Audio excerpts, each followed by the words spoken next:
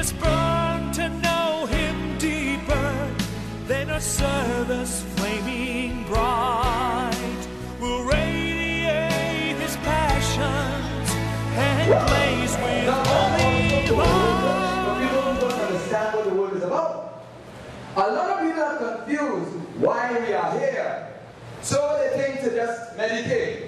And so they go and they say, well, we have to meditate our life away because life is so painful. So just like some people who sleep for long hours, and I know some of them are right in front of me here, right? Some people like the world to pass by while they sleep or meditate because they can't handle it all. People who go into deep depressions like to sleep long. True or false? Perhaps you have experienced that yourself. You don't need to say amen. That's quite all right. Well, however, the thing that they don't know and understand is why there is evil in the world. They can't understand. They say, especially the atheists and the agnostics, how could a good God allow children in the Sudan to suffer and die from starvation, and in Biafra and Ethiopia, and they call a number of places, and allow all these suicide bombings to take place, and the First World War and the Second World War, and they count the casualties, etc., etc. But you see, they have an incomplete understanding of history, and they have an incomplete understanding of life. And quite frankly, if you look in the other books of the other religions, you are not going to find an answer that satisfies. You won't find an answer that satisfies. The only answer that makes sense is that the world has been intruded by an invader. In other words, an enemy has broken in to this camp. An enemy has come in and he has sown his seeds of destruction. And that this enemy is still here with us. And he is spreading his seeds, and he is multiplying his membership. And that he is gathering a harvest of souls to work for him, to destroy the work of Almighty God. And his name is none other than the devil or Satan. The Bible calls him the accuser of the brethren. You know it well in Revelation 12:7 and following. Then war broke out in heaven. Yes, the devil and his angels fought against Michael and his angels. And he was defeated. And there was no other place, no longer any place for him in heaven. And so he was thrown down where? It doesn't even say hell. It says he was thrown down to earth. And his angels with him. Therefore, brothers and sisters, earth was invaded by the devil and his angels. Amen? Amen? So where did evil come from? Evil came from an intrusion, an invasion of evil, an entity called the devil into this world. I want you to know something. The Our Father that we say it with me and let's get to the point we would like to arrive at. Our Father, who art in heaven, hallowed be thy name. Thy kingdom come. Thy will be done on earth as it is in heaven. Give us this day our daily bread, and forgive us our trespasses, as we forgive those who trespass against us. And lead us into temptation, but deliver us from evil. Alright, now you know the word in Greek is poniros. Deliver us, and the original is really deliver us from the evil one. The evil one. So in other words, the Our Father itself tells us who the enemy is, the evil one. So we need to be delivered from that power that is called the devil. So it's not just deliverance from evil. That, unfortunately, is a bad translation of Our Father. It is deliver us from the evil one. You see, when many in the church stop believing in personal evil, they objectified it and made it general. So they generalized evil, deliver us from all evils. But it is deliver us from the evil one. What does 1 John 3:8 say? Your Bibles, I'm sure. now, will you quickly turn to your Bibles for me and let's look at 1 John 3:8. We need to know how Jesus saw the matter. It always is settled when we can find how Jesus saw the matter.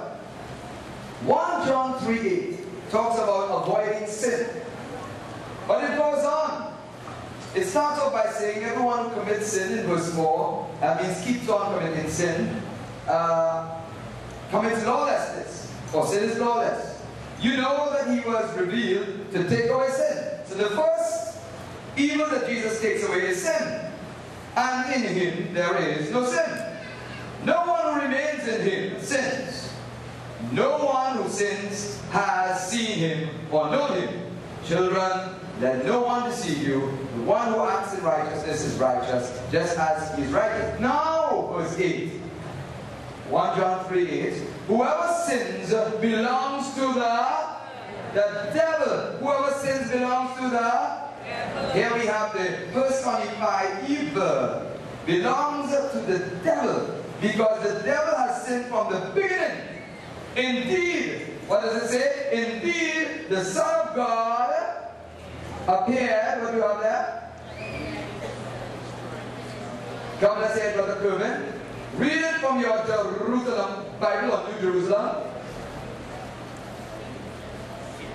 8. Whoever lives sinfully belongs to the devil, since the devil has been a sinner from the beginning. This was the purpose of the appearing of the Son of God, to undo the work of the devil. Right. This was the purpose of the appearing of the Son of God, to undo the work of the devil. Or even better put, as in my version, the New American Bible, it says the reason the Son of God appeared was to destroy the works of the devil. Amen? Amen. Jesus is a devil duster.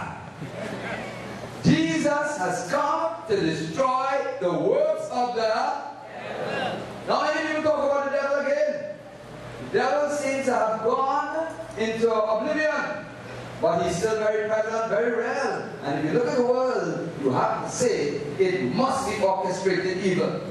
What could get men and women to strap themselves with bombs and go and blow up a mall, a train, a holy place of worship? Could that be God? No. So who's doing it if it's not God?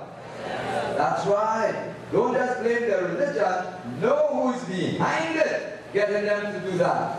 So this personified evil is real, brothers and sisters.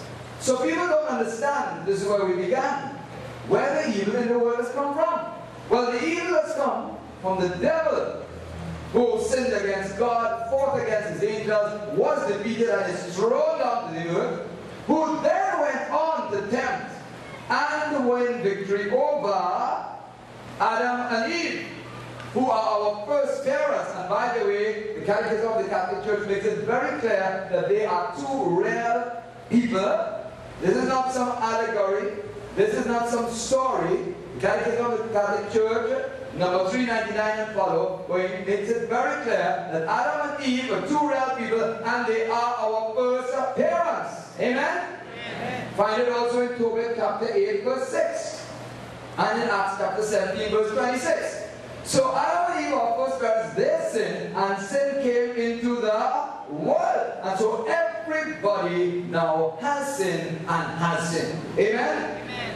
Only Christianity and Judaism, because Judaism is the forerunner of Christianity, give a complete understanding of the origins of evil. Amen? Amen. Brothers and sisters, if that is true, and people are confused about where evil comes from, and people think that they have to come back here to work out their salvation, or people think here that they must meditate and avoid the evils of the world, then, brothers and sisters, they are mistaken and has dire consequences for us and for the world. Therefore, you have a duty to correct them. More than this, when these same people want to overcome the passions that rage within them, including anger and the temptation to kill, when these same people don't understand why they do certain things and keep doing it, who is there to explain to them the passions that rage within. Read James chapter 4. It says, where do these wars originate among you? It says, from the passions that are in you, the scripture says. You want, but you don't ask. And when you are suspended on yourself and on your passions. And it says, this is what is going on inside of us. A war goes on inside of us between good and evil. The mission